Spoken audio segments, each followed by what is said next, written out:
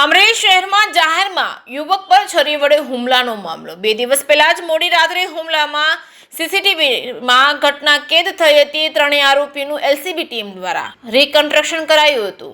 Deluxe પાનની દુકાન ઉપર એક શખ્સ સાથે બાઇક ટકરાવા મુદ્દે હુમલો કર્યો હતો। 3 છરીના ઘા મારી મૂંઢ મારી પોલીસે ધરપકડ કરી કાયદેસરની કાર્યવાહી હાથ ધરી હતી। અમરેલી સિટી પોલીસ સ્ટેશન વિસ્તારમાં આવેલ ડિલક્સ પાનની દુકાન પર સિરાજબી કુરેશી ઊભા હતા। આ દરમિયાન દાદલી મિયા રફીક મિયા સૈયદ કે જે એક્ટિવા લઈને આવે છે અને તેની સાથે ભટકાતા તે બંને જણા વચ્ચે બોલાચાલી થઈ હતી। ત્યારબાદ ઇરફાન સૈયદ અને અજુ મિયા સૈયદ ત્રણેય દ્વારા સિરાજ પર હુમલો કરવામાં આવેલ અને દાદલી મિયા દ્વારા છરી વડે ઇરફાન પર સિરાજ પર પાછળ 2-3 ઘા મારવામાં આવેલ। ત્યારબાદ તાત્કાલિક 112ને જાણ થતાં પોલીસ ઘટના સ્થળે પહોંચેલી। આની હાલમાં ફરિયાદ દાખલ કરવામાં આવેલ છે અને ત્રણેય આરોપીઓને પોલીસ દ્વારા તાત્કાલિક રાઉન્ડ અપ કરી આગળ કાયદેસર કાર્યવાહી કરવામાં આવેલ છે।